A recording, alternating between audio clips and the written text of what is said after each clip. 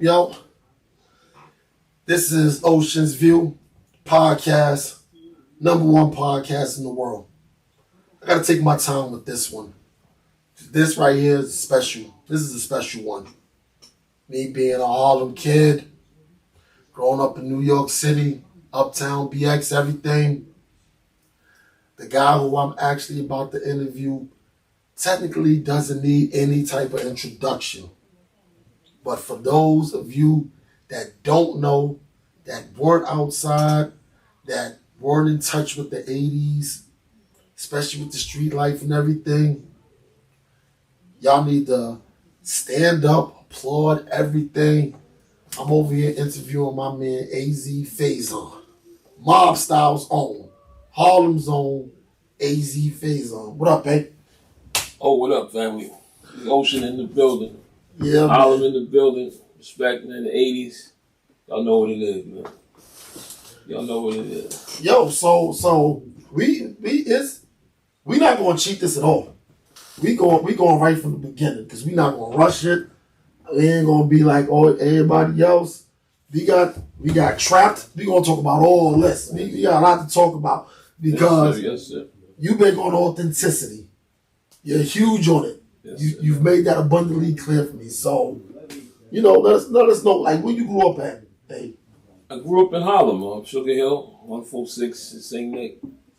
Sugar Hill section. All the nightclubs used to be up there, the gambling spots.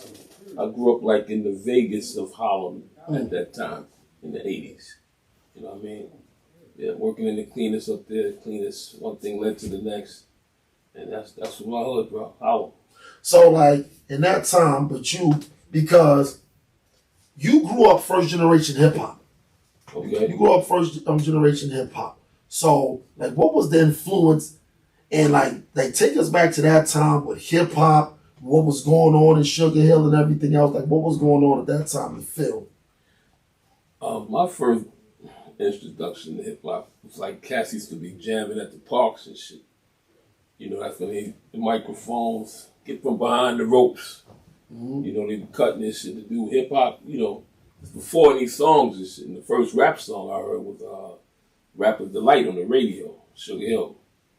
A Big Bad Hank. And that shit sold like 17 million copies. The whole world was introduced to like hip hop. You feel me? That's my first introduction to hip hop. Then after that, I think you had Melly Mel and them come on the set. And then after that, I think that's when the Run DMC era came in. And then after that, it was like the Rakim and them era. That's the era that we came up in the streets. The streets was loving that Rakim, Cool G Rap. I think Rakim the God and G Rap is KRS-One, Chuck D. I salute to them dudes. I could never be on their level in rapping because that's what they do. But yeah, that's what I come from under rap. So the influence, Slick Rick and Brand Nubians, yeah. Okay, so clearly they had an influence on how you was moving. Before you actually, so it's like, who were like the dudes that were doing it back then? What you mean? Like who were the cats who were the street dudes that were like doing it before you and, Rich and Poe started doing what y'all, like, who was the cats that y'all looked up to, like, okay, they get money out here? See, I come from on Sugar Hill section, so on my side, it was older cats. You had, there was a spot called 404. That's where the first crack spot was to me. It wasn't even crack then, it was called Freebase. And them dudes had to be making at least about $40,000 a day. or more, maybe 40,000 an hour. That shit was just crazy. That was like the first freebase spot that I know in Holland. You know, they had the gambling spots up there. All the dudes used to come through there. A lot of cats. And some dudes, I don't even want to say names. Okay, no, definitely. You know, for certain reasons, man. But niggas looked up to Bat before us. Bat, Jerome Harris, Nicky Barnes, Guy Fisher, Pee Wee Kirkland. You hear these names and shit, man, and you respect them, and salute to all those dudes, man. So Guy Fisher they really were definitely pioneers of the game. Guy Fisher, he really bought the Apollo? To my knowledge, definitely. That's what I heard. You know, I'm not, you know, everybody know that now. No. Yeah, but definitely, yeah, Guy Fisher. So with them guys doing what they was doing and stuff like that, because I kind of just want to jump into it. So what was your relationship with Rich? How did that relationship cultivate? Y'all grew up in the same area? Yeah, definitely. Rich lived on Convent, Okay. 146, and I lived right one block down on St. Nicholas on 146. So, you know, Rich was in the game before me, though. Rich was like 13. He was selling heroin. You feel me? And I was still working in the cleaners. So, he used to give me certain things to hold for him. Guns, drugs, sometimes. And, like the movie said that he, you know, the Lulu drugs was found, but it was really one of Rich guns in Mr. Jimmy. That's when he let me go. He fired me out of the cleaners, but that's how I met Rich. That was my man. And but Rich was 13. But how Rich started hustling is amazing within itself, because he started selling sage and eggs. Like he cooked up sage and eggs, and it just smelled like hash, and he was selling to the white boy. And that's how he really started hustling. Then one thing led to the next.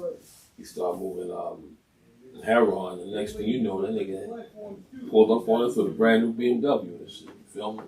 At the age of about 14 years old. Wow. So, okay, because I'm sitting there, you got Trap right here. We're going to get into that.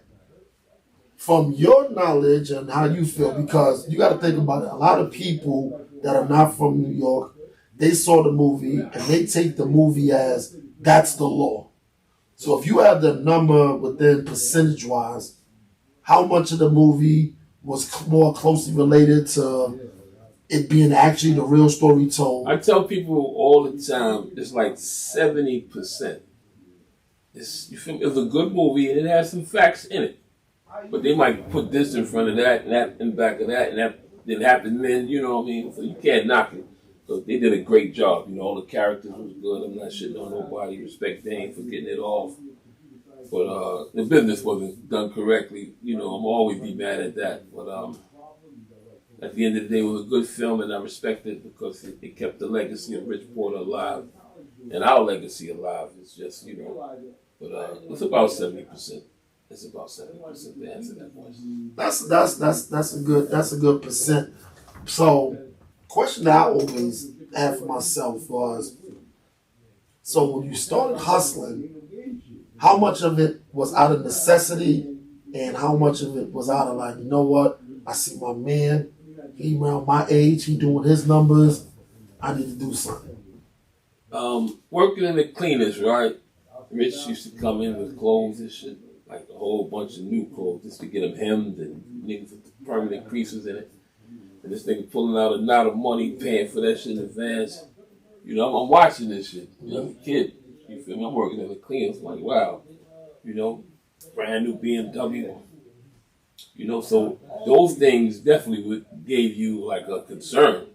But when I went to being honest, when I went to the movie and seen Scarface, that's what made me like, yo. You know what I mean? I know that put a battery in me, so when I did stumble upon the opportunity, there was no doubt about it, I was going to get involved. You understand? And pursue some paper. Keeping it on it. Nah, I always hear you reference Scarface being, you know, having a certain effect on you. See, because for me, every time I heard you say that, I was single digits when Scarface came out. Okay. So for me, it was more just acting. Like it was just a good movie. So what was it in Scarface that kind of had you up? I always like just wonder that. Rags to riches, man. Rags, that was it? Rags to riches, bro. rise to riches, and not knowing, you know, at the time of how easy it looked. This shit, you feel me? The whole thing to me in Scarface, like, damn, if he would have killed them kids, he would still be on. Mm-hmm. But you know, he had his conscience, you know, I guess, and he couldn't go that far. And I said to myself, man, if I ever get in the game, I'm not going to try to make it to be that big. Mm-hmm. You understand? I just take care of my hood, stay local, and make sure everybody eat. We gonna win.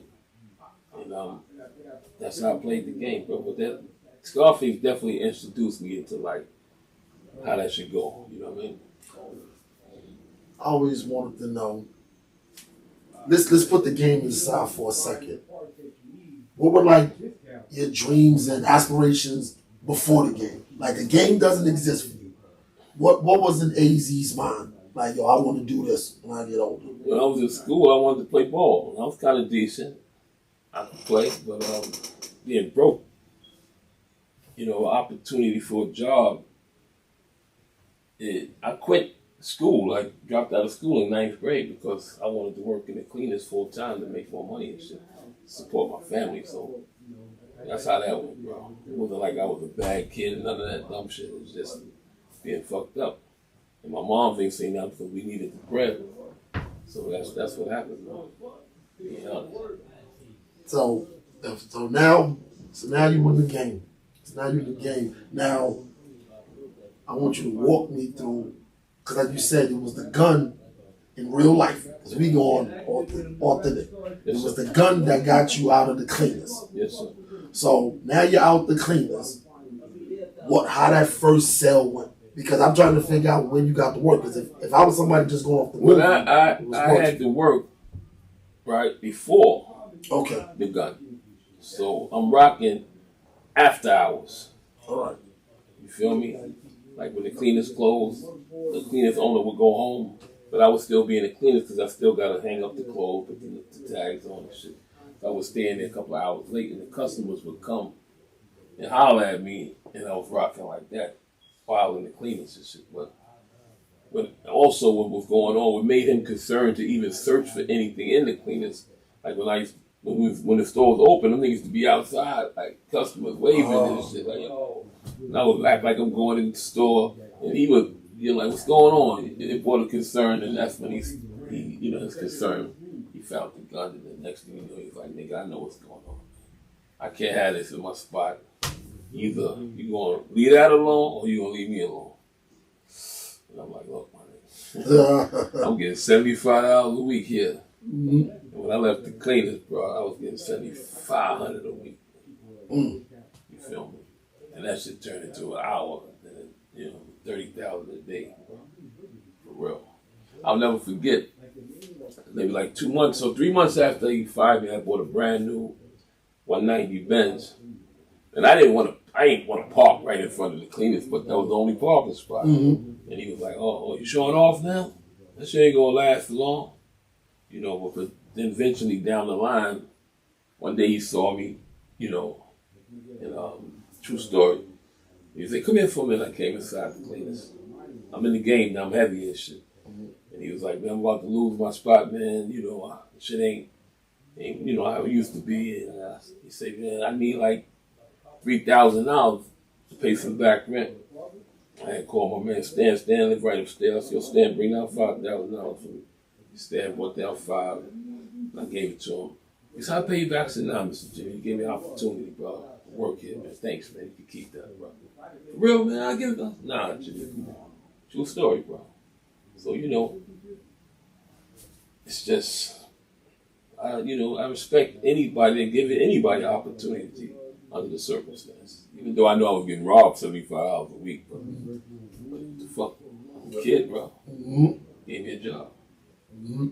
So, you're in the game. Yes, sir. You're out the cleaners. $75 turned into $7,500. Yes, sir. Who was the connect? A cat named Lulu. Oh, so that one was true. Okay. They definitely had to give Lulu his props. My man, salute to Lulu, rest in peace. Okay. Lulu was the dude, bro. Lulu made sure a lot of niggas was eating, man. If it wasn't for Lulu, it wouldn't be no mob style. It wouldn't be no paid in full. It wouldn't be none of this shit, bro. Being honest, he financed the whole show. If you really think about it, you know what I mean. So how did you get connected with Lulu? How did I get? Canoodle had a pool hall on 157th Street. Okay. And my man took me in there one day, and I think he was shopping something, a little something. And then after that, I wound up finding some drugs, and I wanted more. I told homie, take me up there, and I wanted to start going up there, and I was going up there on the regular. To the pool hall to see Lulu. On the regular, meaning like I took $100, turned that to $400, $400, turned that into $800. Going back and back, then he was like, oh. He asked one of his people, like, yo, why you keep coming back? And, you know what I mean? Like, who the fuck are you? Like, and he told his man, like, yo, go with him and see what he's doing. So when I took him, he came with me. I took him back to the block where I was hustling at, and he seen all the customers waiting. And when he went back, he said, yo, he official. That's what Lulu said, yo, come in. He said, you keep coming here, take this, and let's go. You ain't got to keep running back from that small shit. Then one thing led to the next, and then we became in love. I met his family, his mother, and everything, bro. Took me in the house, bro. I was moving that thing for real. Okay. So Rich is already... Rich in the game, but he goes to jail. Rich get locked up for about a year, and that's when I really took it in control of the streets by then. That thing, what I'm hearing, the jails a lot of time hear about what's going on in the streets before even the streets. Definitely, bro. Definitely. So you had no contact with Rich the whole time he was in, because of course the streets is talking. He know his man is doing digits. He calling me every morning and shit. Every 2 days he'll call me. Just tell him get home, nigga. Let's get home. Everything all right. Let's get home, man. Let's make it out of it. We all right. We good. Okay. All right. So now Rich is home. Rich is home now. You put him on, but that's your man. He's not even put him on. Let's go right to the car shop, nigga. What you want, man? Got the Saab 9000. What you need? Gave him a few dollars. Gave him a brick. Rich going from there. He know what to do. He going, bro. So you're hitting Rich now. I gave him a brick. Okay. Bought him a car. Do you, nigga? And he took off from there. He made his own connections, shit like that. Oh, so Rich had his own connect. And there was so many connects out there, but Lulu fucking with me, and I know the competition is not. So Rich would come, I can't explain it, man, but it's like Rich was in the game before me. I can't bow down to this dude, you know what I mean? But yeah, okay. In a way, but the love is, we still won. If he need it, nigga, I got it, man. Come on, man. I'm telling him, leave the niggas alone, nigga. Stay here. You feel me? All right. But it is what it is. There's no problem. So now, I looked at him as the boss just by him being in the game before me. Oh, so you gave that up to him. You understand what I mean? You get out to him. Okay. Yes. Explain to me where Alpo came into when he came into play. Did you hear of him prior to? Because he's from the East Side. After LA got killed. LA got killed. Then Rich went to prison. And then before we went to prison, I seen him with Rich a few times, like in the car. We never met, but I would see him in the car with Rich and shit. And when Rich went to jail, it was a basketball game. I rode past the basketball game, and he was on a bike. He was following me. He got off the bike. We talked. He told me, he was getting some work from Rich. Rich locked up now. I don't know where to get it from. I said, listen, Rich gonna call me in the morning. I'm gonna speak on you. He said, if he say fuck with you, we gonna work. And Rich gave me the okay. Yeah, that's my man. Look out until I get back on the set. And I took him right in. Bro. I gave Alpo a spot, the jukebox, and that shit was a gold mine. That shit was making like $80,000 a week. I gave it to Alpo. I had like 4 other gigs that were doing that type of numbers just as well. So we're gonna take a break for a second. This is part one. We're going to get into it. We're going to leave it right where that's at. Right back. Ocean's View.